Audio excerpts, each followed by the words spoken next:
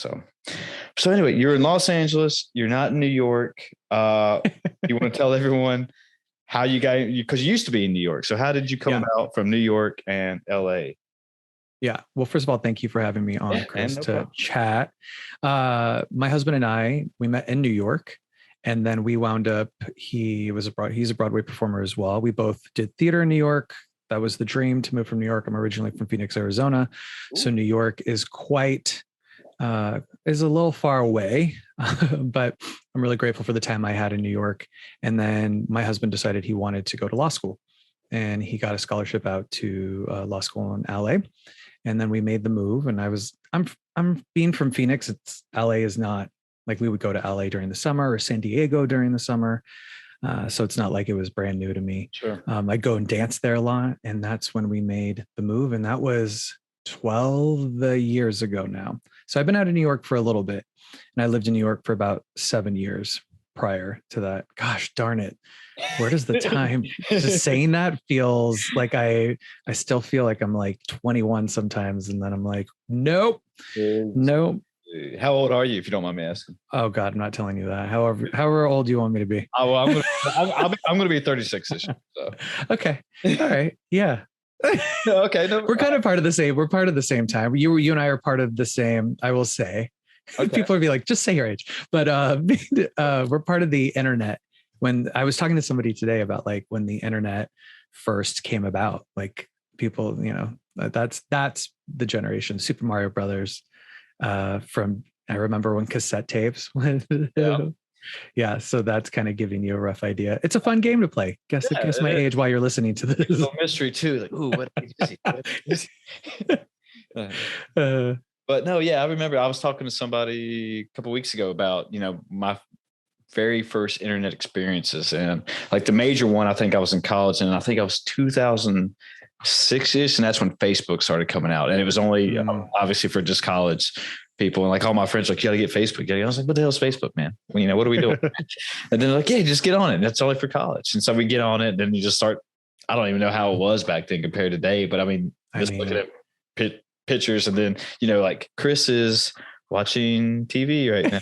Yes. Remember that when you would be like just the little sentences, you complete it, exactly, which was so weird if you think about it. I remember MySpace. I mean, you never remember MySpace. I do remember MySpace, but I never had MySpace. So what? Oh yeah, I never MySpace. Coded or got to code my songs on there or anything. So. Top friends. You had like your 4 top friends. Yeah. I mean, it's kind of this is where I feel old, but like it was the simpler times, shall we say. I think technology, this is already getting deep, but like technology really took off. It really, like, the internet pushed forward everything really, really fast. And I think that's had pros, and that's had some major cons as well, with the amount of information that can get out there. Because I remember when you had to go to the library to find out information, you just couldn't look up Google. Like, you just couldn't. Now Google is like, someone said Saint Google, and I was like, oh my gosh, yeah. Because I do remember the day when you would actually have to go to the library to research a paper for school. Sure. Like, it wasn't just so easy to go on. Where we are the information age now, that's for sure. Did you have many different ways? Did you have a huge encyclopedia in Texas? Oh yeah, I mean, my family did up in the office. Yep. You want to look up something, man? Let me pull out A or whatever it was, and just let me find it, man. And it took so much time, and it was, and now that's not the case at all. Any question that I have, someone has like even asked me a question, like, how do you do that? I'm like, go on YouTube University. Like, YouTube University will have some sort of answer for you, which is great, because then you don't have to take a week to figure out something. It can be really fast, but. Yeah. The pros and cons of all of that as well. There is something about like taking the time. I think our brains get a little overwhelmed with all the information we are taking. Social media. Sorry, that like, I have a tendency. I'm like, okay, take a break. There's too much going in. Yeah, that's what I was saying the other day, that somebody was talking about how it's almost information overload with just like you just said, with our brains, with, screens in front of us, podcasts, music, news coming at us 24/7, regular conversations we're having out on the street, and it's just our phones. It's just our brain that's almost like it can't handle it. It's like an actual computer that's getting so full, it starts to slow down. But the whole point of this is that he's a comedian. His name is Tom Poppin. Sorry if I've talked about it on here before, everybody, but he was talking about like, so he was like a life coach or a yoga coach. I can't exactly remember, but basically he would take 10 to 15 minutes and just reset his day, like in the afternoon, and just no screens, no sounds, just sit in a room, no distractions at all, lock out the mechanisms. And I mean, it's really healthy to do that. I'm pushing myself now more, even though we've been dealing with the pandemic and it's kind of like hard to navigate to be around people sometimes, but like I'm really trying to have more conversations with people instead of just being on social media to get my point across. I think that's really important, is to talk with people and have conversations and not put a comment in a comment section on a. So what I think the thing there's, so we hear so many people's inside voices right now, and it's really, I think, I know for me specifically, it's great to really hear firsthand from people. My husband and I currently live, and it's been a beautiful journey, but like we recently moved. We live part-time in LA, part-time in Joshua Tree. We have a place in Joshua Tree, California. Nice. Long story long, we had a trailer in Joshua Tree with our house there, and we moved the trailer to an RV park in LA. And I love the RV. The RV park has been great, and the people I've met, and everybody's really social, and you're dealing with people that want to travel and go around, and they're very, I would say, adventurous in a sort of way. Yeah. But it's been really beautiful to be around people that just want to talk. They just want to talk and say hi. And, it's a social thing. So it's been really great to have conversations in person. Yeah. I mean, I'm generally speaking when I say this, but it seems that, I was pretty lucky or fortunate in the pandemic where life was pretty much the same for me, except I had to wear a mask when I left, the house. But I was still able to go to the gym. I was still able to go to work. I was still able to get my food, except I just want to go out to eat. But I guess my whole point is that people were or are missing these actual conversations, I mean, and that was one reason why I started this podcast, because, I wanted to actually reach out to people, talk to people, learn. I mean, I get a lot of stuff out, or a lot of knowledge out just learning and talking to people like yourself, what your life experiences, what you've been through, what you've done, what do you know that I don't? Yeah. And, and one thing I like to say is don't be married to your ideas, we might find a different viewpoint later on in this podcast that we differ on, but you can actually say it out, like how this is why you think this way and this is why I think that way. But it doesn't have to be, when we go on like social media, you can easily just throw shit on the wall at people and just go crazy on it. But here I just want to talk it out. We don't have to definitely have viewpoints. We can just talk it out, have a rational, nice, grown up conversation, Well, and people will have, and really having a healthy interaction, shall we say, because there's sometimes it can be very extreme, and just trying to have conversations, or I don't know, it's I think social media can be really, I think the internet age overall, we kind of right into the internet age, and the how it took off and how so much information started getting out there, and what type of information, it confuses people, and everybody's all over the place. And I think really having human connection in front of people, not necessarily like, at least we're talking in real time right now. We're not on, I'm not going to your post and seeing what you said, and then if it maybe made me angry, getting super angry and then figuring out what to write in response. I don't do that, but to write in response to something that I disagree with you, and then put it there. That does absolutely nothing unless we can really have conversations and connect. I think that's the human experience, but I think it's been a little hard these last couple of years, let alone, to have that experience. It was a whole new way of life, especially for myself, like we were just talking about our ages and stuff, but I think there was a meme right during the pandemic. It's like, hey, I'm tired of all these life history events coming out. Like, can we just go back to normal life? I mean, so can we just slow down for a little bit? But, so this is like one of the first experiences that most people have had, where they're just like, hey, life is changing whether we like it or not. And I don't know how, what to do with myself. It was like everything was going real fast paced. Boom, red light. Now reevaluate how you're doing your life or whatever. But, my whole point, I guess that part is that, do you know what genetic memory is?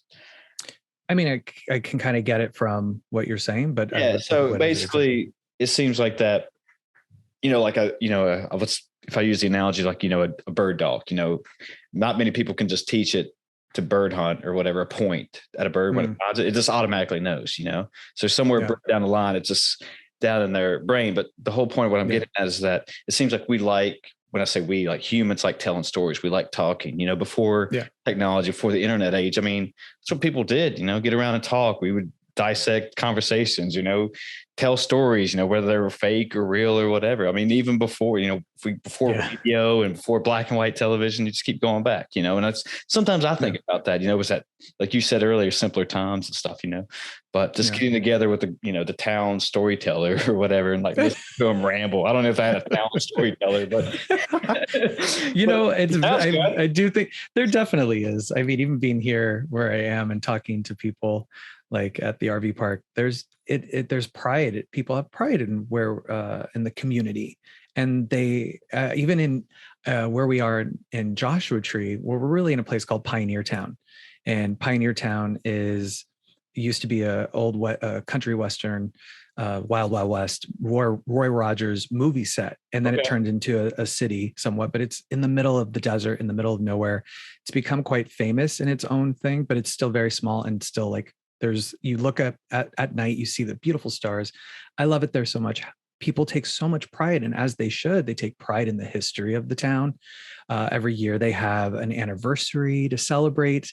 Like, I love that. I love it. It is great. And people want to take care of that, and they want to respect that. And, I think because a lot of LA seems to be coming, even though, Pioneer Town was created by Hollywood in a way, but like a lot of it's becoming so popular that it's changing the area a little bit, and people are getting a little overwhelmed.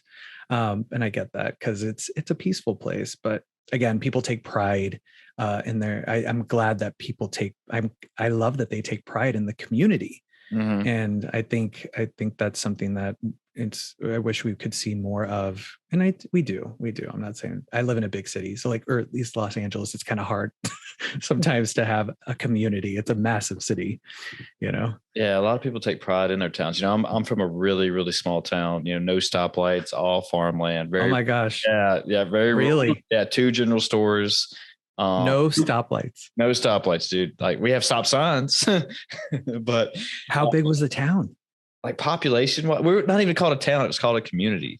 So I love it. See, I'm the opposite. Like, I grew up in Phoenix, Arizona. So like that was massive, but how was that? People take, it was different. It was not like, living in New York or LA or anything by any means, obviously. So it was one of those things. I had a close neighbor, but maybe a half a mile down the road, but, I think she was older. She was, 8 in her 70s or 80s while I was growing up, but it's not like we all had a cul-de-sac and all my friends get around and we go ride bikes and like the typical, what you'd see in a movie and get into trouble or whatever. So like, my nearest friends were miles away. So unless you could just get, the mom and pop to escort a ride for you or whatever, and get over to their house or whatever. So, I mean, it was a good experience to live it, it was a good experience growing up, just because you're safe, it's a lot of family values, just a lot of rich heritage, but you're also on the other side of it, you're not exposed to a whole lot of stuff. So, as far as like, big cities, walking down the road, seeing homeless people or whatever, you're not used to that. Yeah. Never see that. And, never see like what's actually going on. Everyone knows their names in that town, or each other's names. You don't lock your doors, keep your keys in the car. Like, nobody, it was one of those things. It's like, I did not know that. I did not see it like that. I remember, we would leave and go get something to eat, what's like the nearest grocery store is like 45 minutes away. Yeah. Oh my gosh. And so, but, we'd get halfway down the road. It's like, did we close the garage door? I don't think so. I was like, whatever. No big deal. Okay. Yeah, So I'd be like, we got to turn around. We got to. Yeah, so, I mean, it's one of those things. It was great growing up, but also you do feel like you missed out on a lot, or I feel like I missed out on some good opportunities. And could be just my experience. Not everybody might say that, but or maybe I was just too nervous to expand my horizons because I didn't know about change. And when I did see like a homeless person, like, ooh, this is way different than what I expect. Yeah. Yeah. And that's it's my fascination with like a small town. Cause like the opposite, where I don't know that world at all. Growing up in North Phoenix, like it's a massive city. Phoenix is massive. So like, yeah, I did have the cul-de-sac. We lived in a cul-de-sac, like in, brick walls that's separated each house. And like, but I love that. I think that's an overall, that's what I know for me. I'm really trying to expand my horizon to really understand all different types of people. I always wanted to, but like really getting to know all different types of people. Yeah, I mean, I feel like it's a call on me. yeah, it's great because I did a podcast. His name was Miles, and he was talking about how he's a multimillionaire, and has no high school education. Did he drop out of high school? He didn't go to college. I don't remember. Can't remember about high school. But anyway, he traveled. He learned. I guess street smarts. He learned things from other people. He learned from his traveling experiences and learned what worked, what didn't work, and that's kind of how he became as successful as he was. It was one of those things that like, oh, I've never really done that. I was kind of always taught, hey, go to school, get the education. That'll make you successful in life. And I'm not saying it didn't or whatever. And I'm not saying you shouldn't go get an education or anything, but it's just one of those things that, maybe I should have took a year off or something. And I say that I'm saying this now. I mean, hindsight's 2020, but maybe I could have gained more experiences just trying out life and backpacking through Europe or something. And that's what people do. But I don't know. I mean, it could have ended up bad. I could have ended up shot and killed. I don't know. Well, and I think I know for me, I've always been a person that follows my heart. Like Phoenix is far from New York City. Like going to New York was that was a change for me, even though Phoenix is a big city. New York and the East Coast, like I grew up in the Valley of the Sun, like 120-degree summers. Yeah. Winter was not a thing that I grew up in at all. And when my heart was always calling me to move to New York and do, I wanted to be on Broadway. And that I'm grateful I did that. But yeah, all those things, it was really challenging.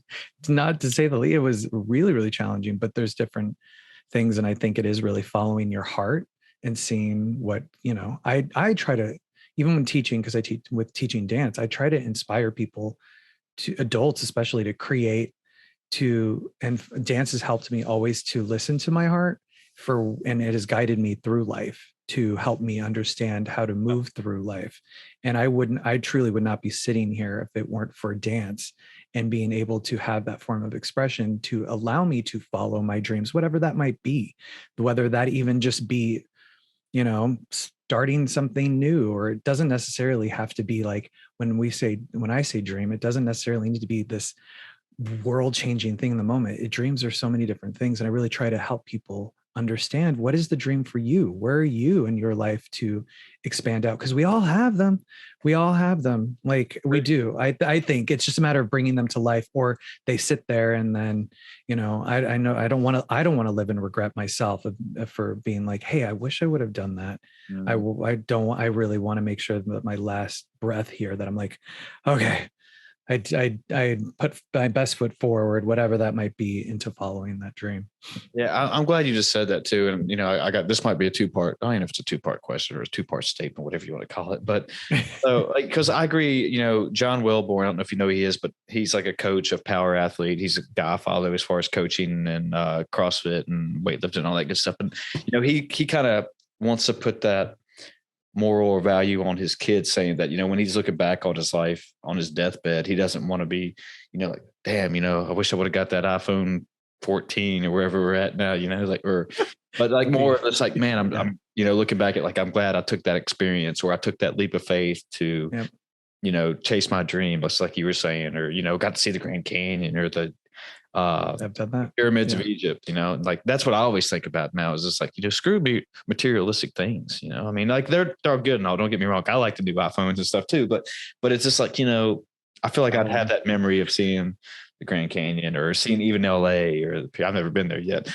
or the pyramid. Oh, you gotta go. Yeah, dude, that's I mean, side tangent here. Just, I feel like with the pandemic and stuff, things are kind of weird out there with, I don't know. That's why with the restaurants and still COVID, and like, I just, this is just based on what I've read and heard. So I don't know for a fact, but you'll know better than I do. Okay. But yeah, but the other part of that statement or question I was going to ask was that, so at an early age, you knew that you had to go to New York and dance, right? Is that what you were?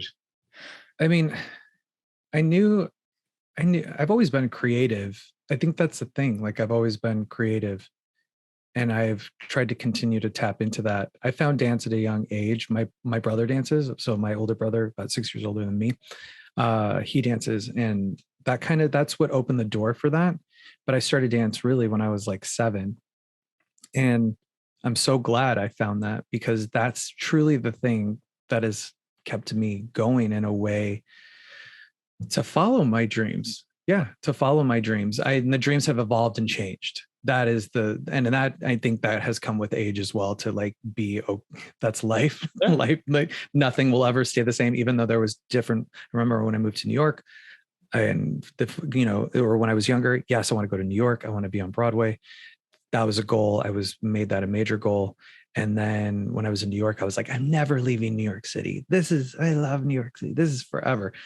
And I've learned to stop saying this is forever. It will, who knows what, life has definitely taught it. Well, we've all learned through this pandemic. Nothing is like, this is really, whatever it is you believe in, the higher power, the universe, whatever that is to you, it is all out of our control. We can try our best. I guess there's like a saying, like when we try to steer it, then, God takes it in its own hands and has a different plan. And at the end of the day, I'm still really trying to learn to be like, okay, I wanted to go right, but I need to go left now. The less I fight it, the better it gets, actually. Like you just kind of let the universe take you where you want it, or where you think it should take you. Is that what you're saying? Half and half. Yeah. Like I think there was a period of time. I actually have this, Post-it that I have. There's a wall right in front of me here, but I have a Post-it. And recently I have been really feeling like creating my future more, like really creating or at least envisioning and having dreams and having goals, but creating, I used to say a lot, like, universe, whatever you want me to do, put it in front of me and I will do it. Like, okay, great. And don't get me wrong, that has been a great thing, but I have a thing that says I am a powerfully grounded manifester, like that I continue to create, stay grounded, and work. It's not me alone. So it's the universe working with the universe, or what that is to me. And then letting things evolve and change. And life has been really great like that, but it's always going to change. I think that's the thing that I've learned, is like, it never stays the same. I don't think it's supposed to. It's supposed to evolve like humanity has. If you go back in the beginning of time to where we are now, it has evolved and changed so much. It is going to continue that humanity and the evolution of the mind, and is always. And I think that's hard for humans sometimes, in my opinion, watching humans, especially in this age, it can be hard to, especially with so much information and so much change, can be very overwhelming. I have to admit, I don't like change as much too. I'll kick and scream. I'm like, no, I don't want to change. Like, it challenges you. No, I agree 100%. It seems like that's what the only thing as far as the human race has actually ever can say that was actually consistent was just change. I mean, it was like the only thing we strive on is just trying to get better and better and better at this thing called life, I guess. And which, this is one of the best times to be alive. We can sit here on our phones and have something shipped to us in a couple of days and have food delivered. And, thank God for that. Yeah. I know. Videos and have conversations through the air, and just if we get hit by a bus or just get stung by a snake, bitten by a snake. I mean, yeah, that's not necessarily. Maybe in the future. Better chances of being healthy again or recovering from it. So yeah.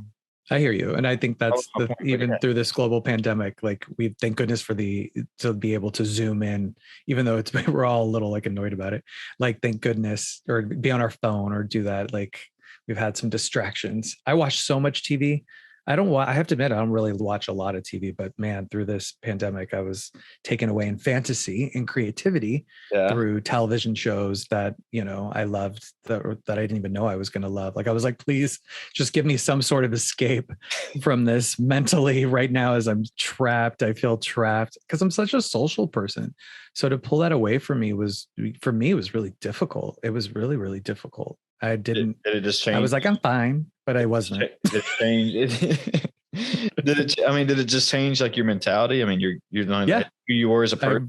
Just shut down like that. I'm definitely not the same person anymore. And that's That's a good thing. That's a good thing. Okay. Like that is, it challenged me in a way. I think it's challenged.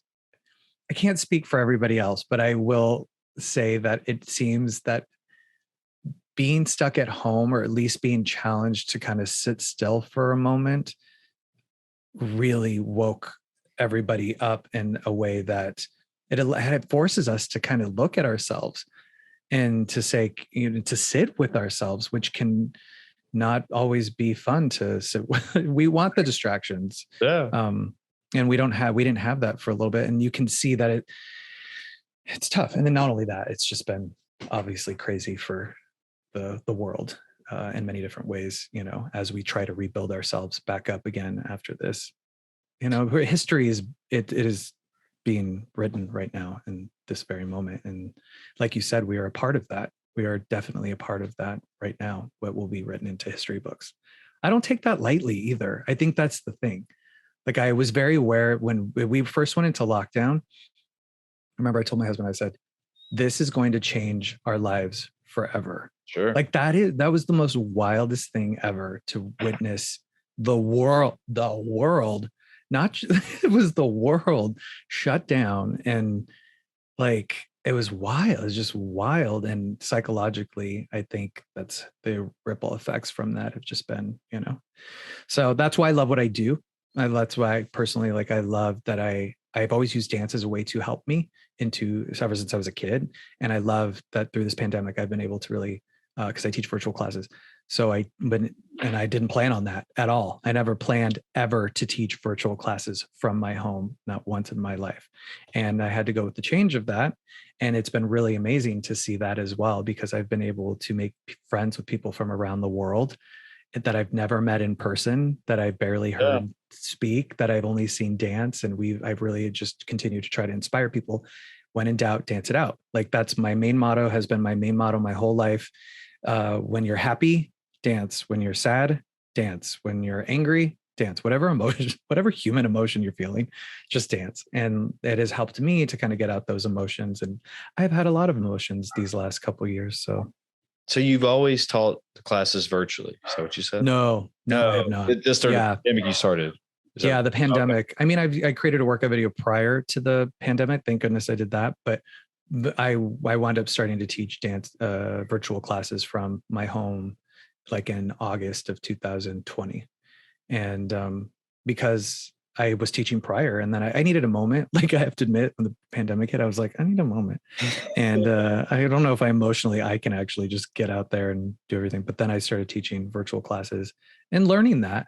I had to set up a whole sound system, because you can't take a dance class. Like Zoom is, if you share a sound, it's going to be like time delay. You can't do that with dance. So I had to do some research, and thank God for YouTube University. Is it tough teaching a dance class virtually? I mean, because you're just watching everybody, right? Instead of just putting them in positions and saying, no, I don't know anything about it. I mean, it was a matter of like setting up the camera properly. And yeah. And like, you know, I'm used to people being behind me, even though I've done stuff to the camera and, you know, having to reverse things. So when I say left, that's, you know, that's their right. So like so I actually have pieces of paper next to the camera that say left and right. So I know what their left and right is, because my brain, it's too much information for my brain. So I've told myself when I record, when I have to do like a dance workout video, I need big signs that say left and right next to the camera, so I can know, because you have to reverse it. But yeah, it's been a learning experience. And I think even just as like a business owner, that's what it is. That's what it's always gonna be. Everything is evolving and changing. It's always going to technology is always going to get better. Some new thing is going to come out. Some new way of doing something is going to happen. And if I don't grow with that, then I'm not going to be like, what am I going to say? There's a global pandemic. I don't want to do it this way. Like, no, that's just what it is. And am I going to go with it? Yeah. Like everybody, like no doubt you have as well. You know, while you were talking, I was thinking about, so I did PE as my undergrad in college. Okay. And that's awesome. It was good. It was a good major. I kind of have, you know, like you're talking about regrets earlier, like, should I do that? Should I did something else? But I'm not using it as why. So anyway. Oh, got it. The whole point was that so for one of my classes, we actually had to teach a dance for like our PE. And that was part of it. Like you were the instructor and you had to be, I guess mirrored to the class while you actually taught the dance moves or whatever. But it was simple, like take aerobics meets PE meets whatever you want to put it with, They're like jumping jacks. Yeah, it was like jumping jacks. I remember you would do like, like a couple punches and like a high knee thing, and then you do it to the right side. Yeah, and like do a step up on a box. But I don't know, but I bet you if that sounds like my kind of class. I'm not gonna lie. It sounds like my kind of class. Vanilla Ice, Go Ninja, I think was the name of the song. Like, do you remember that song? It was like in the Ninja Turtles movie back in like the 90s. Oh my God.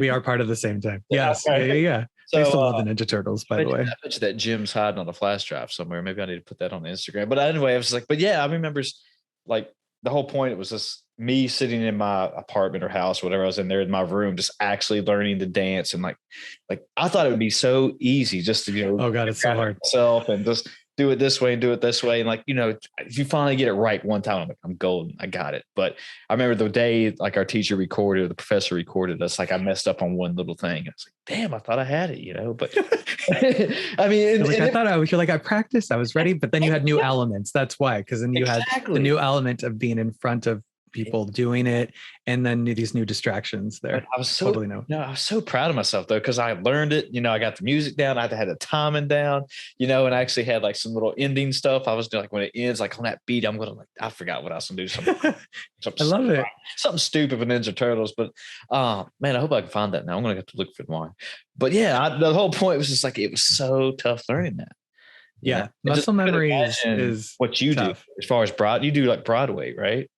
I mean, well, so yeah, I created a dance fitness class called 567 Broadway, which is all to Broadway music, but it's for adults and it's dance fitness. So it's not like a dance class like we're going to be doing like kicks and like 20 pirouettes and like, I don't know, 20 is a lot, but like doing, it is dance fitness. It's a way to exercise through movement, a grapevine, all these other things as well. But yeah, I try to challenge people. That muscle memory of memorizing choreography is not easy. And so I have to really remind people, like, I know what you're talking about. You practiced, you were ready, and then you got in front of, and then you had a new element when you actually had to do it. So it challenged your mind in a different way, which was actually really good. Like, that only helped you grow your muscle memory. And the more you would do that, the better you would get at it, just like with anything else. But, hearing you say, yeah, I was so ready. I thought I had it down. Yeah. And I love that. And I try to remind people like, yeah, you're now let it go, or get out of your head, or get out of the negative thoughts in your head. And that's why during this pandemic, teaching people virtually to kind of just get them out of their head for that moment, refuel, help their brains, because it does take work. It does take taking care of yourself. As much as I wish you could push a button and be like, yay, I'm so well, I'm mentally well, I'm everything. It does take effort. And that's for me. That's why I try and find things that work for me. And something works for everybody. So dance might work for people, dance might not, obviously, like that. And like other, people love sports. I'm not a sports. I remember playing baseball. You're going to laugh at me, but like, I remember playing I quit dance. I went to dance for a year, and then I decided I wanted to play baseball and give that a try. Baseball was so slow for me. It would tortured me. I have like vivid memories of just being tortured by how slow it felt to me. But you're going to laugh. But the thing I love the most, I feel like I'm in like High School Musical, but this wasn't high school. This was still in elementary school, but I loved the uniform. I love the uniform. So obviously the universe was like, maybe baseball is not for you, but hey, why don't you get back in a dance class and put on a costume? But that's the thing, is like creativity is really, I think I really try to help adults understand that creativity is, everybody is making a creative choice every day. Mm-hmm. Even the clothes you wear, every sort of thing is some sort of a creative expression. How you make your house look, whatever it is, it's a creative expression. And I really try to encourage people to tap into that, try new things with that, but also commit to stepping out of your comfort zone as well. Saying, hey, and even during my class, virtually, like we'd be dancing to like, Chicago. And I'd be like, do you have a grab a towel and use it as a boa. Like I was just, like, because what am then who's gonna have? Well, some people do have a boa at home, but like, get creative. Allow your mind to step into, because some people are like, oh, I'm not creative, and I'm like, you definitely are. Like it's right? Yeah, you have to. It's creativity is a really well. If there weren't creativity, we would not be talking and intelligence. But like creativity is a form of intelligence. Like we would not be talking through the internet and through all these things without creativity to think outside of the box and say, hey, I want to make this, which we'll eventually no doubt see, but like, I'm going to make this car fly. Or one day we're going to talk through our cell phones. You and I both know that, like, when we were growing up, the idea of talking through your cell phone was a very future, or not talking, FaceTiming, should clarify. I'm better with movement sometimes, but like video conferencing through your phone. And we would, that idea was so futuristic. It was so futuristic. Well, it is here, but it is definitely trying to use different ideas in some way to expand and to grow. And that could be something big like that, or something for your life that is different, but you have to step outside of the box and then tap into it, own that creativity. So I want to go back and, well, this is not really going back, but with my creativity. So I don't want to toot my own horn about my dance moves here, but I mean, I wish, did you please tell me you have that recorded? So I do. I got this one recorded, and this is, I'm going to, that's awesome. Show or tell, well, most people I guess have seen it, but so have you ever watched The Peacemaker? It's on HBO with John Cena. No, I need to watch that. Okay. So my dogs are going a little crazy. Yeah. Anyway, they usually shut up. Anyway, so lost my train of thought. So anyway, the whole point was that there's opening credits and John Cena's doing this street style, I don't even know what you call it, some kind of choreographed street style dance or whatever. I think I've seen like clips of this. Okay, yeah, it's pretty popular. He's such a big guy. That exactly. So anyway, somebody sent me a text like, hey, you should learn this dance. And I was like, can't be that hard, again, right? Like what I was talking about earlier, I was like, do it.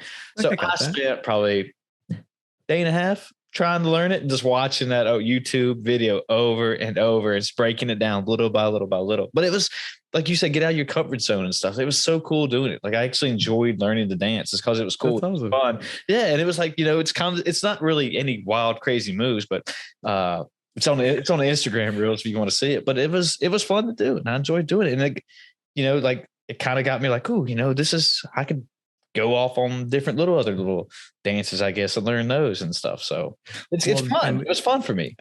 You definitely need to get on TikTok, because that is what. Well, I don't know if I'm there yet, but it was cool. I mean, obviously, when you look back and look at it, I'm not exactly like John Cena, obviously, but it was my whole point. It was cool. Oh, I'm glad and you're having fun. Exactly. Which is the most important. But I think people, I hope that anybody's listening, there's so much that can be had through creating. You were creating, you decided you wanted to create, and through movement and try something, and you didn't care. You're like, I don't care, and not caring what other people think about. That's always the hard part. I have to exactly what I was.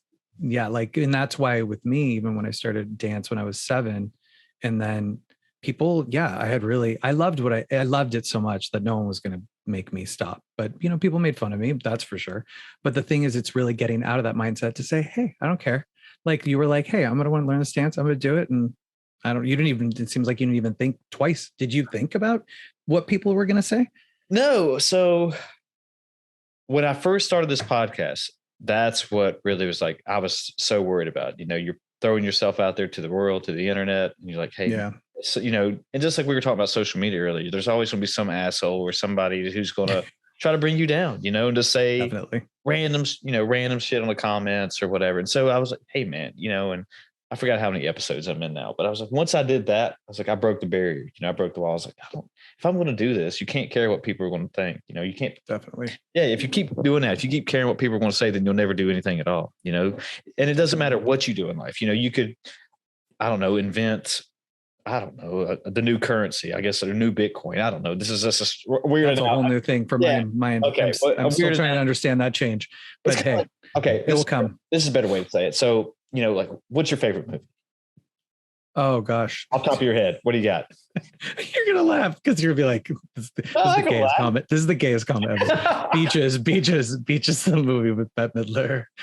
It's the gay Beaches. I know. See, you don't even know it. I've never heard I you have to watch it. So now that is it came out in the 90s, Like, starting, Bette Midler. Yeah, it's like it is it's so good. It's so good. It's one of those movies that makes you cry, but you got to watch it. It's very 90s. Beaches, and it's about these two women. It's like gay pop culture. So there you go. I wrote it. But it was a big movie. It was a massive movie at the time.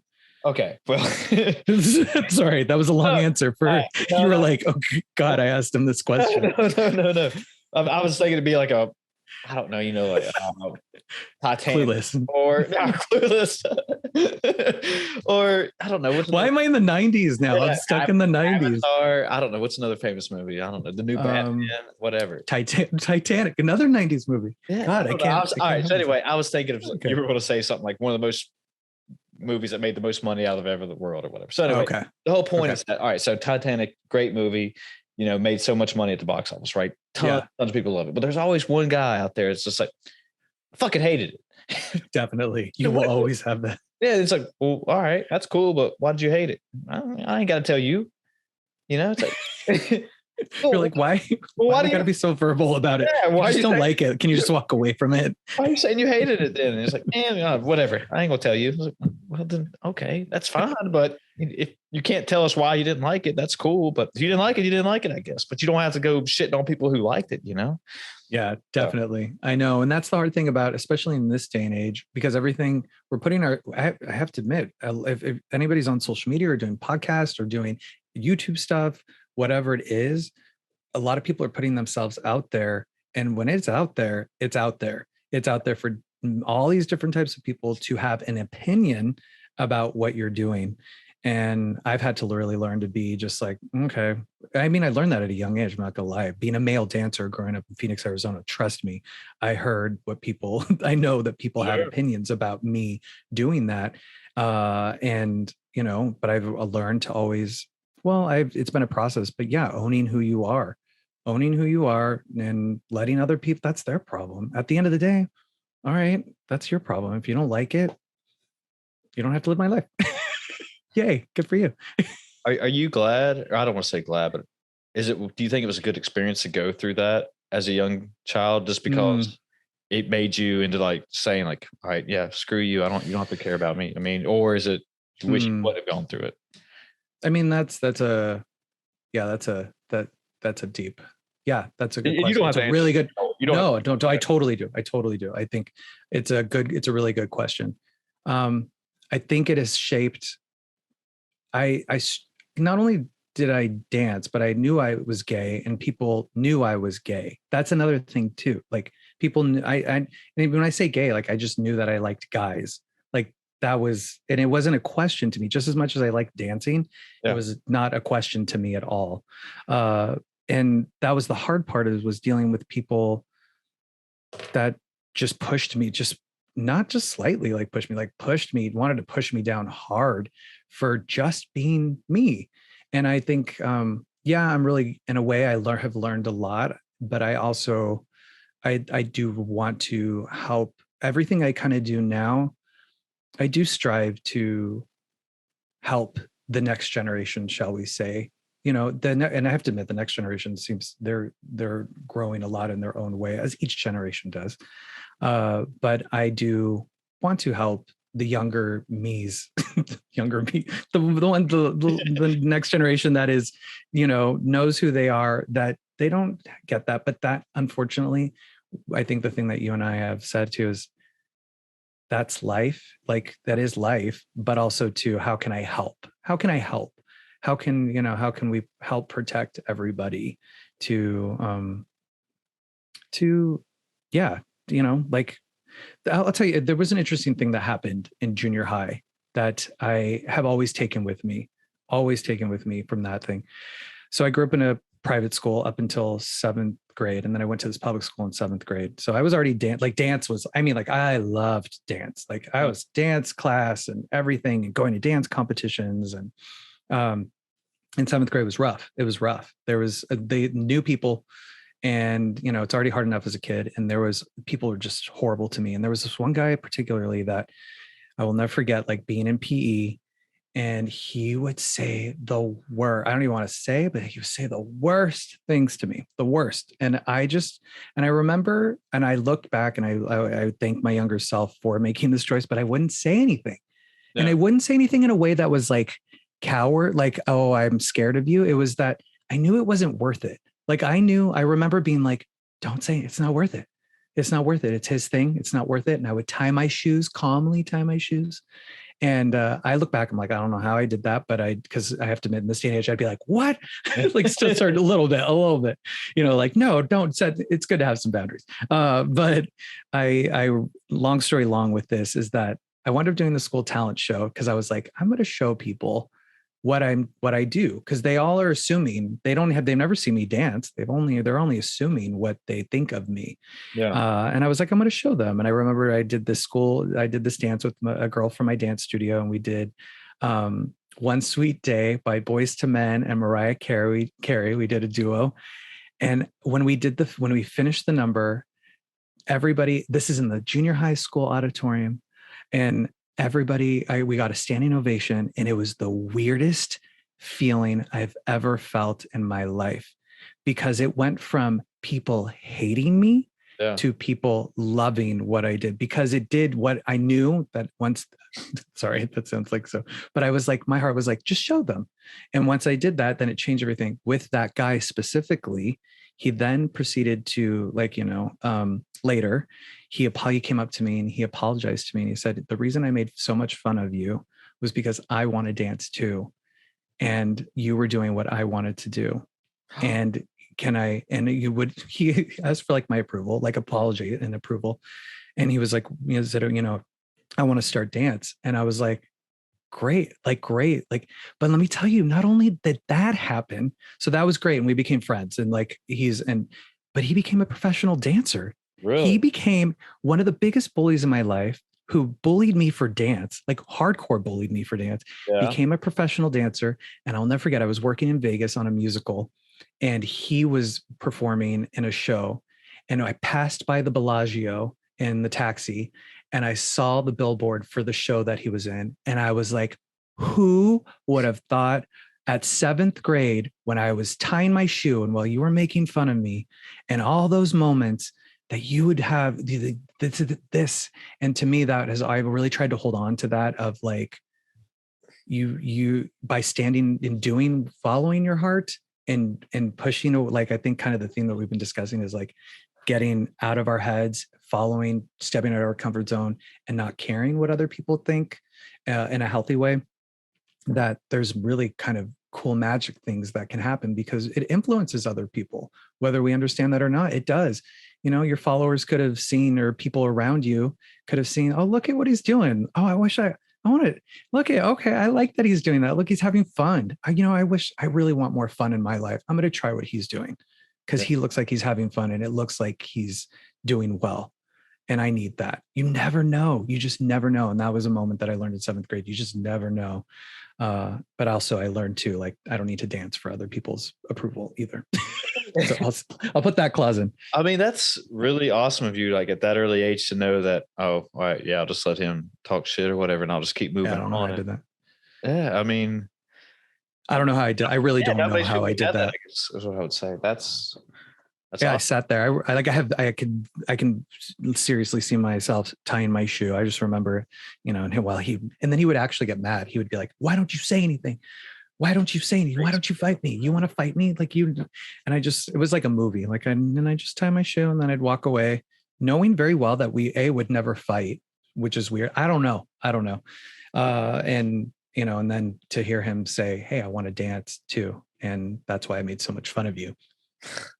I come on now. So, and then for him to be a professional dancer too, is amazing. It's amazing. And that story obviously those were one of those stories that has really stuck with me. But our journeys do shape us, obviously. And I think that's the thing that, you had started off saying, like, by having conversations and talking about our journeys, that does help each other. That does help us understand each other more than just a social media post. Yeah. Or, like, or yelling at each other, because that's going to get nowhere. Yeah. No, I mean, again, like you can say, and there's a lot of keyboard warriors out there who could say anything they want to say and on through a keyboard and texting or whatever. And but Yeah. when it comes down to actually talking it out or whatever, it's just like what I was talking about Titanic. People are like, nah, whatever. I ain't got to tell you anything or whatever. It's like, well, now you got me right here, bro. I mean, you don't want to talk, but like, I'm ready. yeah, it's like, what's up? I mean, what was the whole point of that? But I guess Titanic had flaws. No, I'm kidding. But and plus, and also with text and stuff, it's really hard for me. It is, well, not really hard, but when I do these podcasts and stuff, it's obviously better to do them like this or in person, because you can read the body language, you can read what people are doing and all that. But through a text, you're like, how'd they mean that? Oh yeah. It's like, wait, they didn't mean it in a bad way, but then you take it a bad way, and that just escalates a whole new situation. You're like, I'm totally guilty of that. Yeah, I am too. I'll say, or like some, even if someone messages me or says something like on a social media post or something or an email, I'll be like, can you believe they said that? And he's like, I don't think they meant it that way. You seem to hear it a certain way, and I don't. And that's where, it's trying not to assume through those group of words. Yeah. Sometimes they can be misconstrued in a way that they're not really meant. So I mean, we're talking to dancing stuff, and you're going back to your virtual classes. So do you just set up now in the RV and just teach right there outside, or how does that work? Yeah. Well, we were in Joshua Tree. So when the pandemic hit, we wound up moving to Joshua Tree completely, because Jonathan could work. Everybody worked remotely. But yeah, and then that was a much better space. I can't do this. I can't teach it here. But now when I'm in LA, and we're just starting to be back in LA a little more often. But I have a friend that takes classes while that is also part of my company, and I teach at her place. So and it's really nice because then we get to kind of dance together, and I'm still not teaching classes in person yet. For me, it's just still all over the place. Maybe one day when I feel ready, right, I'll do that. But I love also too that I've met people from around the world. I really have people from Australia, obviously the United States, Canada, the UK, Brazil, Ireland, Scotland. I love it. I would have never imagined. It's one of those things too. I would have never imagined. And they're like family now. Like I feel like, they're definitely a dance fam. But it's funny because I don't really know all their voice. Like I've barely heard their voices, but I see them, and then I'm like, oh, I know them from their sets at home, their Broadway stages at home, which is either their bedroom or their living room, or sometimes it's even just a kitchen. And it was really, I'm grateful to be sitting here and chatting with you about, because I remember being like, gosh darn it, the winter of 2020, and just like, what the heck is happening? And we just kept dancing. People sign up for class and we dance, and we continue to do that. But that is something that I have done my whole life as well. Like I've danced through the good, I've danced through all the bullies, I've danced through all my stuff, I've danced through making bad choices in my life. Like I've continued to dance through it, and I know I'll continue to do that. And that's where I really try to encourage people: find what your heart is telling you to do and do it.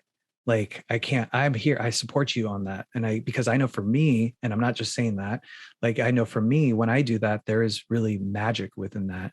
And it's like, it's great that like your heart was telling you do a podcast and you did it.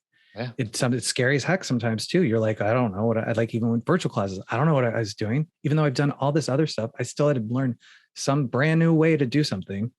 And, but there is magic on the other side, or when you get that message from someone that says, oh my gosh, like, because it's all of this at the end of the day, we are helping each other in one way, shape, or form. We can make that choice to do that. But sometimes, especially in the virtual stuff like these podcasts, I bet you get messages and you're like, oh God, I had no clue that was, you're like all the struggle of trying to figure this out. And then you get that one message that says, hey, I'm so grateful I heard that. That really changed everything for me right now. I needed to hear that, and you've helped me. Exactly. Bam. Job complete. Yeah. I mean, like I said earlier, I teach a couple CrossFit classes a week. And even if somebody comes in like that and said, hey, thanks for doing this or inspiring or give me a tip or whatever. Yeah. It's like, okay, you reach, even if, you have 1,000 people and 999 didn't get anything out of it, but you got one person. But they, Yeah, yeah, you got one person. Makes you because it grows. Yeah. Well, because if you think about it, like that one person goes back into their community, to their families, to their everything, and that has a ripple effect. That really is I try to keep remembering that myself when it's hard, when you're like, I don't know what am I doing? How am I doing this?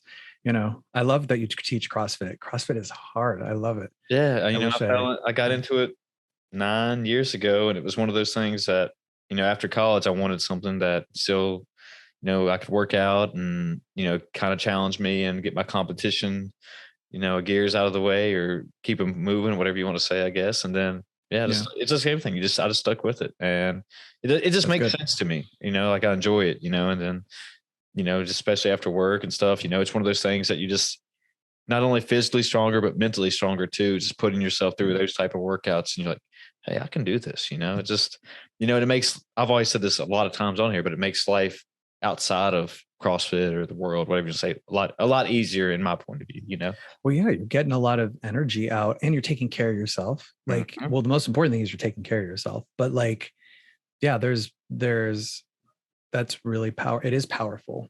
Anybody that is helping people physically and mentally, I'm like always like, that's, especially now, especially as people have been stuck and or gained weight, they feel like, or their new habits, not healthy habits, and having to reprogram ourselves. People need people to help guide them to pick up new good habits again, like taking care of yourself by working out. Yeah, a lot of people got that, like we've been saying, they instantly, when the world stopped, they stop caring about themselves and just, I'll just catch up on TV and eat Doritos all day long. I like doing that too. Trust me. I would love it. I'll crush a bag of Doritos. It's good for like a day. it's just like, I should be doing this for, 6 days in a row. Well, I know for me, I totally, in the beginning of the pandemic, because I'm such a social person, to take that all away and for me to be in the middle of the desert, which I'm grateful for. Like, I love Joshua Tree. Joshua Tree is like my happy place. There's something about the desert. Growing up in the desert myself in Phoenix, like I love the desert. But to pull me away from people and then to just kind of be stuck, it was depressing. And then my husband was starting to make a lot of bread. The bread was like the beginning thing, like bread, let's have bread. And I was chowing down on bread. And I used to be, I had to learn the new habit that I had to learn, even though I try to, even before the pandemic, I was trying to inspire people to work out at home. And that's following my heart, by the way. Even though I didn't work out at home, I started creating more content online for people to do at home. And I'm glad I did that. But I'm not a at-home workout person. And I've learned to be an at-home workout person now. Like, I love it. Like, I'm like, yeah, it's my own time, but that took some consistency. So not only do, when you're teaching the class and stuff, so you're also doing some workouts on the side too? Definitely. I've had to learn to do that. I love working out with people. So to not have that for the last couple of years, I've had to really, I do a live stream class, like a functional training live stream class, but then he also provides like a replay of the class. So sometimes I don't take in real time, and then I just do the replay and outside with weights. It's all very much in your spots. Like, just all you need is like a yoga mat and some weights. Nice. Love it. And I love it. I hate, Chris, let me tell you, I hated it in the beginning to hit that replay. And by myself, I was like, this is the worst thing you could ever do to me. And, but I learned to love it. And that was a new habit that I had to learn myself. I'm not saying I'm perfect at it either, but I am much better than I was, a year and a half ago. Oh, that's for sure. So, I mean, I know you're talking about your husband making bread and stuff. I mean, so yeah. Oh, the bread. Do you stick to a certain diet, or do you just kind of eat whatever you want to? I mean, I try. I think that is, I'm not horrible. And the bread, I know when it's to stop, like the bread phase, I was like, stop, you got to stop the bread phase. The bread phase is not good for you. But it's like a roller coaster ride with it all. Like, I'm like, yay, I'm eating well. And then I'm like, I am craving sugar. Like, like, oh my gosh. But I the main thing that I try to continue, and I could learn, I need to that will be another thing to get better. I'm not saying I go to like McDonald's every day. I've been to McDonald's forever. But I try to make an effort to continue to exercise. That is the thing. But I have my veggies. I don't like cooking. That's the thing. I don't like cooking. That's the problem. I grew up, my family did not like cooking either. So I think that's probably another, just like as much as I hated working out by myself and had to kind of learn how to do my personal workouts by myself. I'm going to have to learn through like ingredients together and like cry while I'm doing it. And then, sorry, this sounds really dramatic, but it's cool, man. It's not great because like I should be grateful. I can. No, you just reminded me because growing up, my family, well, yeah, they didn't. They're probably. I don't know if they listen to this or not. If they do, whatever. Your mom's gonna be mad. Yeah, well, especially they didn't. Mom didn't want to cook. She hated cooking, and she won't say that, but she does. She won't tell you out loud. But it was only like really certain meals, like sometimes breakfast. French bread or not French. Yeah, French bread. French toast. That sounds yummy. French toast. Okay. For those, okay. Both are good. Okay, French bread, whatever. And then like some eggs, and then Mom would make spaghetti randomly, maybe one night a week, which was just ragu and bowls of noodles. And it's like, I love it. Got it, Mom. But yeah, most of the time we were going out to eat for all our meals, like literally. Yeah, so. Same with us. And I didn't know back then that how much nutrition or what you were putting in your body played on you. Really, I just thought food was food. Yeah. So I think we're part of that time too, where we didn't. I mean, McDonald's was. Yeah, really I think a lot of people probably didn't even know then, right? They just kind of fast food was a big thing, which now we've come to learn. Like maybe it's not as like glamorous. Supersize It was not a good choice. that was not the best choice for our lives. I shouldn't be just stuffing myself like that as much as I am. Well, it's so funny, but I would get ready in high school when I was competing for like nationals for dance competitions. I know that it's like sounds like toddlers and tears, but we do dance nationals like across the country. And to prepare, instead of getting a fried chicken sandwich at Wendy's, I would get a grilled chicken sandwich, saying that was healthier. Yeah. That is gives you an example of like, I agree. And my parents had a joke, or our whole family had a joke, that when my mom would say dinner was ready, that meant that we would all get in the car, because that means we're going out to eat. that is where we're going to eat around Phoenix.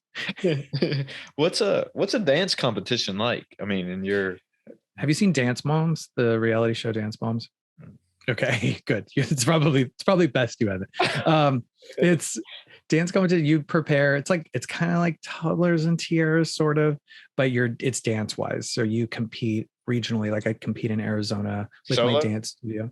Yeah, like a solo, group numbers. Okay. And then, like, for instance, I was junior Mr. Dance of Arizona and teen Mr. Dance of Arizona. And then you would go, that chapter would go to like nationals for that dance competition. It was called Dance Masters of America. And then you would go compete wherever nationals was, New York, Las Vegas, New Orleans, wherever it was that summer. And then you would compete, and you really would prepare a solo. So I danced that one year for teen, when I competed for Teen Mr. Dance of America. This sounds so weird saying it out loud. To someone that's like, wait, what? Sounds quite weird. But I did a dance solo. It's like a 2-minute dance solo to a song. It was at that time, it was called "Still a Man" by Prince. And you really rehearse all year long for this 2-minute number. Okay. And then you compete it. You compete it regionally, and then you compete it nationally. And there's many different competitions. The United States is like, just look at when Along with Beaches, you need to look up Dance Moms, and that will give you, it was on Lifetime. And it was, I worked on the show in the beginning, but like it will give you an idea of what it is. You said you worked on Dance Moms? Yeah, I was an off-camera choreographer. So I would, off-camera, I would create numbers, a concept song, how the number is going to be, and then they would do it on camera. We'd rehearse the magic of reality TV show. How do you come up with that? I mean, so like, when I was doing the Peacemaker dance, like I was talking about earlier, I kept wondering, like, who created this? Yeah. It was like like kind of stupid, simple moves, but to put them together in the way it flowed, man, I don't think choreographers. ever do, he had a choreographer definitely that worked with him. Yeah. And you work in different environments. Sometimes you have time, sometimes you don't have any time at all, from film to television to reality. And this was a wacky reality TV show. And we didn't, my whole thing was I had to create something that looked good on camera in a short period of time. And at the time, these girls were, 6 and 7 years old, not joking you. And there was like 6 of them, and they would, it was called Dance Moms because in the dance world, the moms are always there with their kids and everybody's competing, but it has a toddlers and tiers type feel. Like it can get really competitive and really dramatic. But long story long, I'd have to create numbers, copyrighted songs too. So there's a list of music that I would have to listen to, and I would listen on bus rides wherever we were going, pick a song, and then I would work with the producers and say, hey, this is the song. And sometimes even the episode would be created around the concept of that number. Yeah. So for instance, we were in Lake Tahoe, and there was a number that I created with like mirrors, and it was called This Is Me. And it was like all about like, it was all about like spirituality. Here's these 6 and 7 year olds. Dan, like, this is me. This is who I am. That's how dance numbers are, by the way. Okay. Very all over the board, very theatrical. And then it became the episode to a certain extent. Things change all the time, but like then it became about that and about costumes and about, all these other things. So the reality TV show world is it moves quick, and it's you never know. You never know what's going to happen. You're on your toes. But thank God I was not on camera for that. So you would sit, or not sit, but you would just go and practice this dance on your own, make it up, and then you would go teach it. Was that kind of like you just get it down like to a T?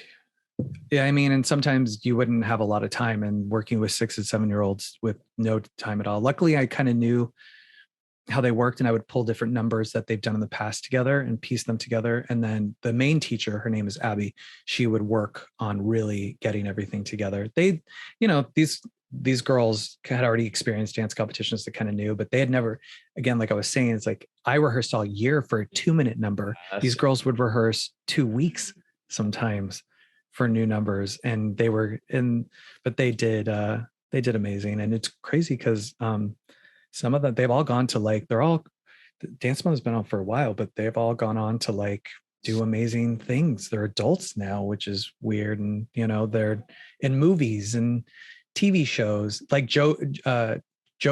Do you know JoJo from Nickelodeon?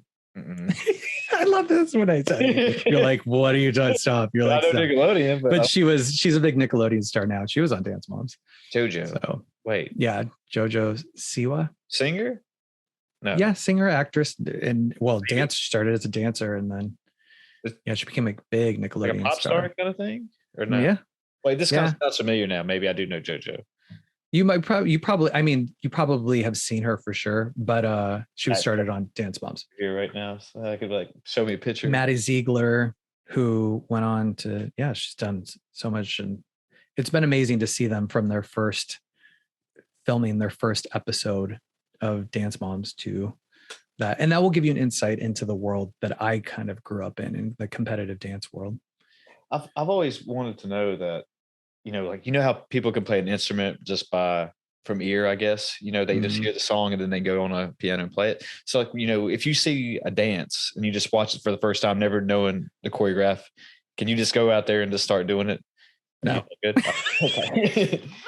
No, I mean, it is a muscle memory. Like some people, it does take practice, like for sure. The way the brain remembers is really fascinating. And that's the thing I love about dance is that it really, it helps your brain. It's known to help fight off diseases, because you're really having to like lift your right arm, your arm on 1, 2, 3, 4. Like your brain is really having to work in a way that rhythmically, all these things. I will never forget like the first dance move I did in dance class when I was a kid. It felt like I was like I was like, I can't even lift my arm at the same time as this dance teacher is trying to tell me. And once I got it down, practice, it's really amazing to see people come to life when they like you were practicing. I'm glad that some people do think they can just push a button and memorize choreography. I'm glad that you were like, I've got to practice. I've got to take some time to memorize this choreography. Yeah. I mean, I was, like we were doing bar muscle ups tonight, me and one of my best friends at the gym tonight. And, it was like a new move. So it was like a gymnastics move, like a glide kip. And normally people don't do that in CrossFit. So anyway, or if you can do it, but they don't count for anything in a competition. So anyway, got it. I was just like, hey man, just tell your brain to tell your body to do it this way. I mean, it's not hard. And like, sometimes I'll say that cue to other members, like, no, it's pretty hard for me, Chris. You can't do it. Like, just tell your body to move like this. Like, well, for me, it makes sense to me when I'm just like, I see it. And then it's just like, oh, I just need to do this instead of, do X, do Y instead of X. Or whatever you want to say.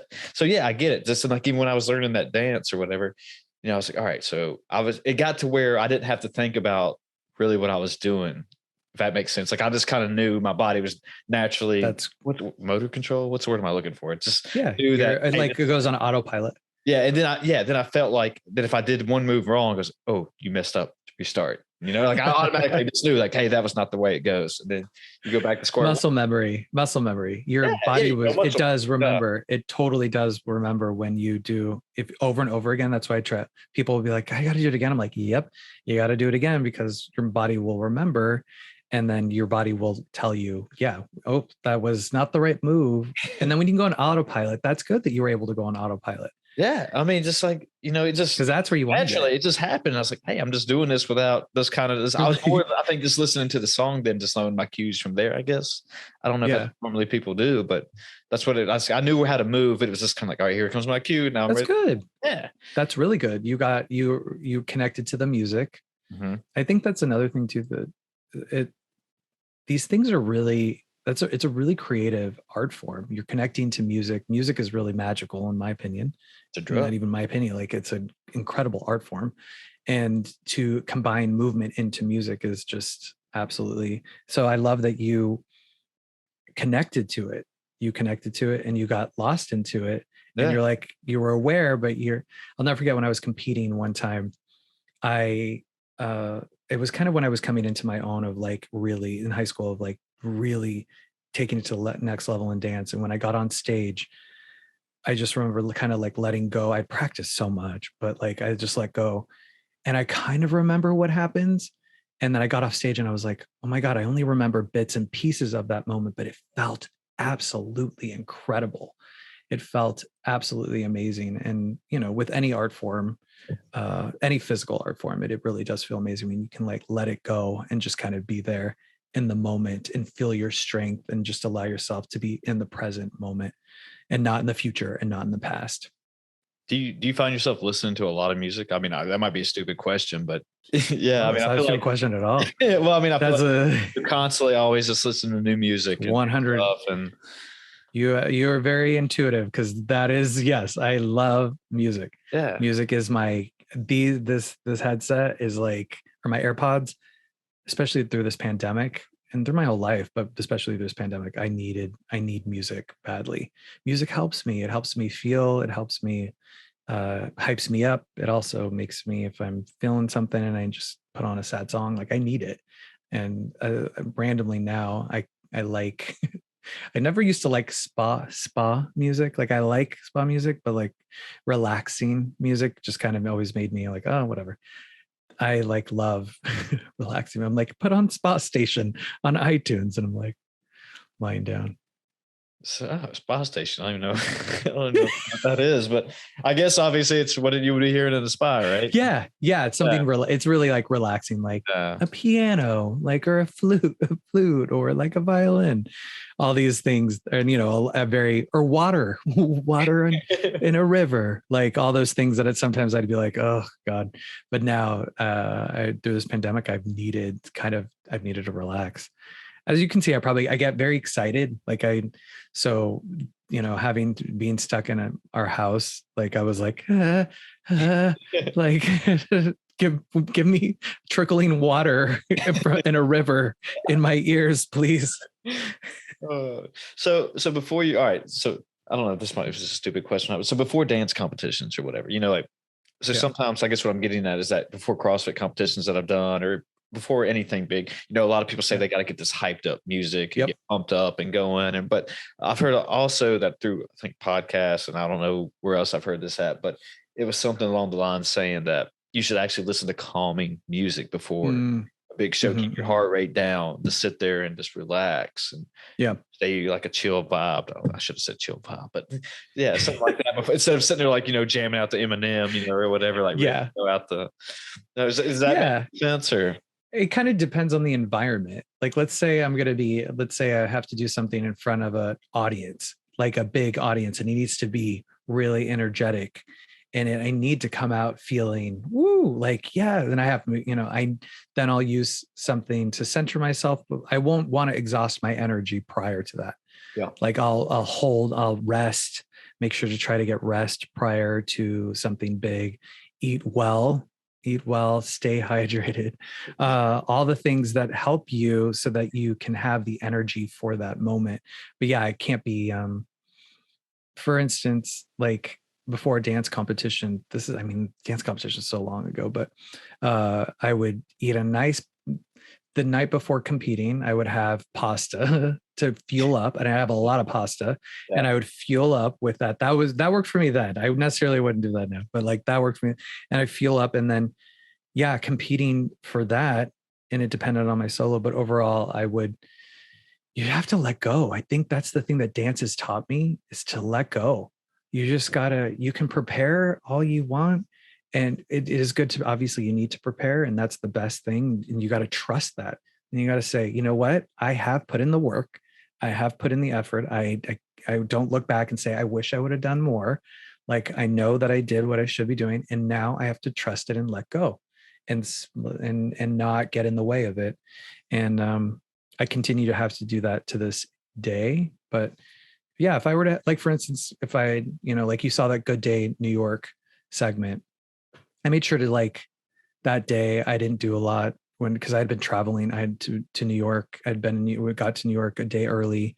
And then I knew I was going to have to be in front of cameras. So then just took it easy that morning. And then when I got there, then I just, I made sure not to be low energy either. Like, you want to find a right, but you don't want to be like, I'm like, that is a crack.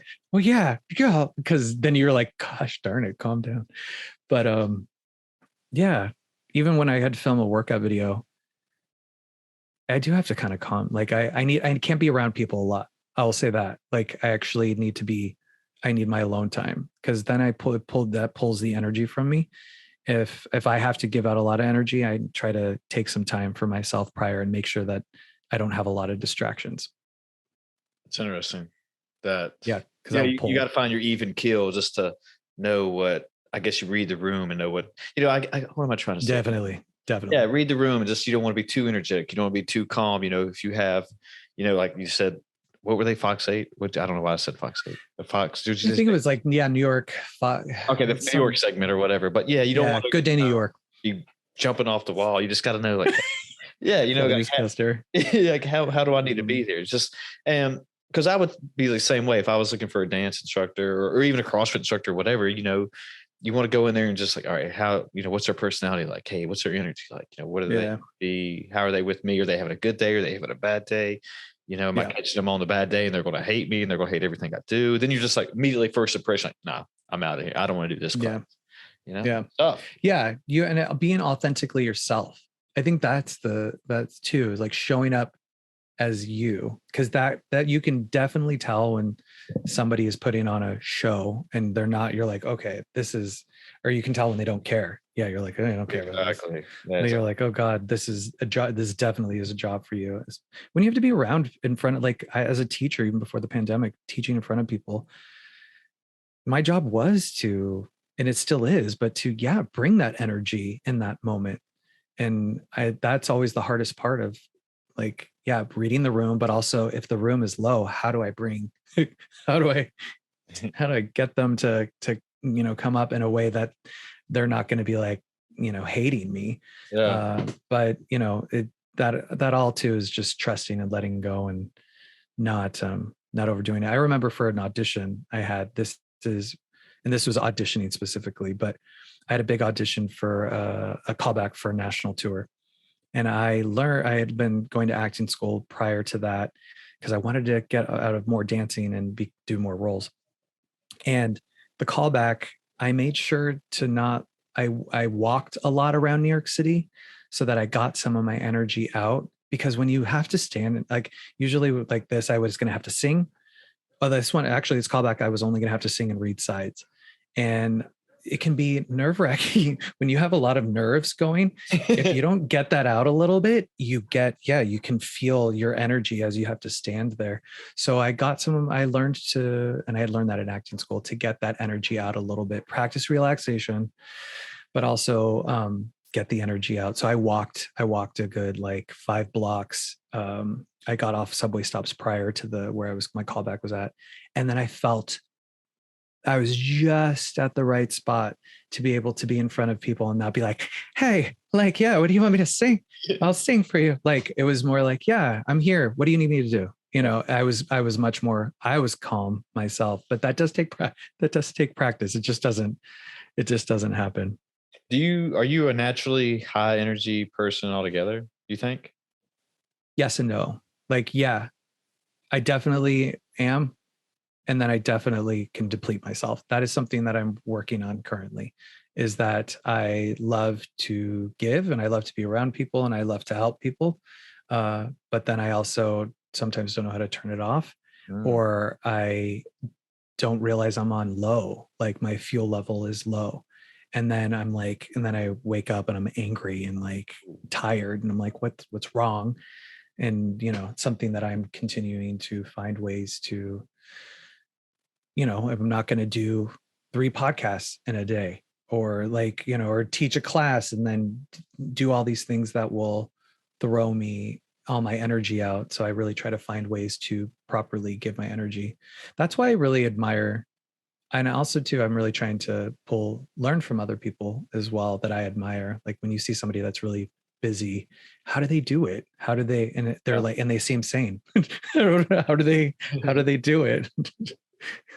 Yeah, I'd like to know. That's one thing, you know, I've always wondered that, you know, like, you know, your role models, or if you have a mentor or whatever, it's just like, hey, how are they actually going through life? And it seems like what you just said, are they getting by? Like, are they happy? Are they doing it correctly? Yeah. And how can I be like that? Or do I just kind of what we've been talking about this whole podcast, like find my own way, just like what you were saying earlier, just let go and just let it happen. And just knowing that I did my best to prepare, or, you know, Definitely. whatever have you. And then, you know, if it works out, it works out. If it doesn't, then maybe I'll learn from my mistakes. And that way, next time I'm even more prepared, you know? Well, I think that's another thing too, is like, that's the only way of learning. It's to through those mistakes. Like that's the hardest part about taking a risk, because you got out. I love that you got out in front of people, like, and you were like, I'm gonna do a dance thing, and here I go. And you learned something through it. And again, you know, sometimes, yeah, I remember when I first did a dance solo when I was a kid, I forgot the solo on stage. I forgot, I prepared, I forgot. And as a kid, forgetting in front of an audience terrified me. I needed to learn that. That was a big learning. I have vivid memories of how that felt, forgetting my solo. And I kept turning. All I did was kept doing chaînés across the stage. And then my brain kicked back into gear and I could remember the rest, but it felt like it was an eternity. But, you know, and then even as a performer and as a business owner,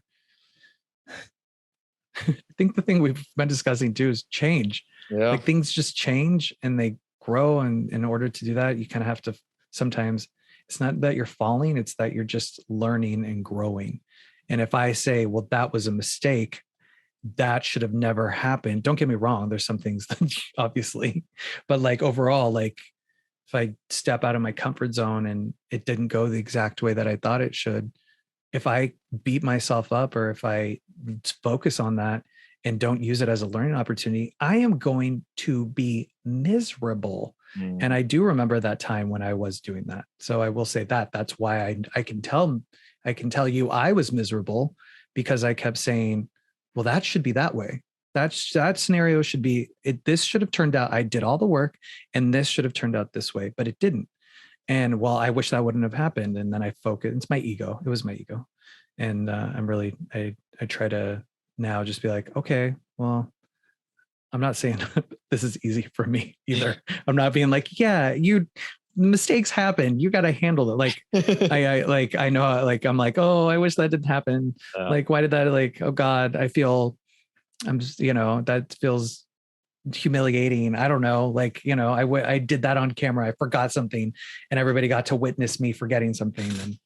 And, but I think that's life. And I'm trying to, I for sure don't want to I want to make sure that I follow my dreams, like I said before, and take those risks. I want to do that. I want to do that. So, talking about all that, learning. You just have me thinking about, letting go and doing your best and learning from your mistakes. I was thinking that, 5 years, I'm not the same person I was 5 years ago, and probably 10 years ago and 15 years ago. I mean, I was looking at myself back in college and, I guess it was like a social norm. Like if we were at a party or at the bar, or that we don't really have clubs here in the town. I mean, it was just more of a bar with a dance floor, I guess. And so, but it was just like, it's almost like, you're gonna go dance, like you're gonna go dance with that girl, and it's like, nah, I'm not dancing, like it was like we don't dance, but then if you went dance with a girl, you're pretty much half drunk, and it was just like her get in front of you, and you're just grinding on the back of her. It's like, yeah, I'm dancing or whatever, and I'm not really sure I was going. I feel the music. Yeah, but I feel the music. but it was really just like, this is not really dancing. I mean, this is just get up here and act like an idiot or whatever. I guess my whole point was just that I would have never learned that peacemaker dance, I think 15 years ago, because I was worried about like what you're saying, being bullied or being made fun of. And I was like, this ain't worth it. I'm going to go through that. Even though sometimes your friends might just be having fun with you, but even though it's kind of one of those things that when people say like little sarcastic quips or whatever, they're like, hey, you're really serious, but you're just saying it in a joking way, Yeah. Well, and it reminds me of that quote, dare to be different. And even though you're not trying to be different, it's different in society norms. Like, for instance, for me, I being a male dancer back at that time, that was not like, now TikTok is like everybody's doing, the next generation, especially is guys, girls, everybody's doing these dances and they're like competing against each other. And they're like, they want a viral dance video. Sure. That was not happening when I was growing up. They were like, why are you dancing? Like, you're not allowed to dance. But I wasn't trying to be different, but I'm glad that I held on to following my heart and doing something and putting myself out there, even though I was just doing what I loved. And I think if more people, I hope that, I don't want to tell people what to do. I just want to encourage people to follow their heart. And if something is telling them to do something, and other people are like, why are you doing that? Or, it's good. It's push that away, let it go, and continue to follow your heart, because each one of us has we have a purpose. And whatever that is, and I think you and I have touched on too. It's like, and ultimately we do have a ripple effect too, of like, when you do something, it does have, you think somebody's not watching, but somebody's watching. Always somebody's watching, and it helps you. Who knows, that person that is watching you might be helping them by you stepping out of your comfort zone alone, and you might be helping them. And I think we could all use to be a little bit more. I think everybody could use some support to be there for each other and in their communities. And that's why, again, full circle for me of like dance. That is how I think when I teach dance fitness to adults, but like virtual classes right now, because that's kind of what it is for me. I do think of what this does for them and their communities like that. So when a new person comes to class, I'm like, great. I hope that this helps them so that they can be a light in their community, whatever that is, maybe this isn't just this one class inspires them to try something new. And maybe they're like, I'm going to go do this now. I hope that has a positive ripple effect to help them wherever they are, because it's not a little thing to me. It never has been. Just like for me, when I was a kid, that wasn't a little thing. And I think that's why I've witnessed the ripple effects of influence as well. Like watching, dealing with my bully, who then I just thought hated me. And he really hated me because he wanted to do it. Had no clue in that moment, but I'm glad I stepped back in a way, followed my heart, and there you go, and that was a big lesson for me. And I hope that, I feel like everybody should have, I kind of continue to think of like, sometimes people are like, well, when you say dream, it can be, doesn't mean it's something massive. Like, and when I say massive, whatever that is, like it can be starting a painting class, or you want to learn how to play the recorder. Oh my God. Like, you're like, what? I'm like, hey, that could be a joyful experience for the family. Like, whatever. Why does it have to be a recorder? Could have been a flute. It could have been a flute, but it was a recorder. I think it's because I just saw it recently on TV, and I was like, what is a recorder doing in this world? Why was it ever something we ever had to do? It was the worst thing ever. Exactly. But hey, that creation has made an interesting memory, It has, shall we say, for the generation. But yeah, like, yeah, sorry. No, you're good. I was just gonna say bass card a few people, but anyway, but that was very that sound I was, haven't forgot about that forever. But the recorder. Got to bring that home. Everybody got a recorder and had to learn how to play, like, I remember those days. 3 Blind Mice. Like, but no, that was very well, beautifully said. And I say we just take this home on that note right there. I like it. Okay. I like it. That was a good message. And I don't think I could set it any better. And before we go down a dark road about recorders or anything. Someone's like, hey, I like recorders. Yeah, like, see, you own it. Don't listen to us. Don't listen to us. Cussing us right now. Ignore us. My life. All right, that was great. So if people want to find 567 Broadway, find you, find anything you want to give out, how do they do that? All that good stuff. They can look up 567broadway.com. And in the information age, it is so easy to just type it in Google, and I'm telling you, it will pull up all these things. My name is Joseph Corella, and you can even look that up, but that's harder to be like, how do you spell your last name? But 567broadway.com. Again, that is 567broadway.com. Everything is there.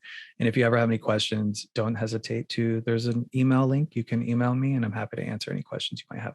That's great. Thank you for being here, dude. This was great. This was a lot of fun talking to you and learning about you. And thanks for having me. Yeah, I had a lot of laughs on here. I got to see this dance video of you. Yeah. Just check out the Instagram, man, and just go wild with it. Just don't judge. I'll comment on it. I'll see. Just don't judge. You'd be like, but I love it. Like, because it was a reel, and like there was I had a sweet ending. I did a cartwheel and everything, and like the reel cut it out. So I still got definitely that part. Gonna look this up. Yeah, like maybe I can see. I'll send you the whole video, dude, too. But yeah, I thought it was pretty sick. So I'm proud. I'm proud. All right, thank you. I needed that. All right, thank you again, dude. This was awesome. Anything else you want to say before we? I think we said a lot. So yeah, go live a good life, everybody. There we go. All right. Go live a good life. Be good to yourself. All that good stuff. We're out of here. Catch us next time, or catch me whenever we're back. I don't know. Something. Yeah.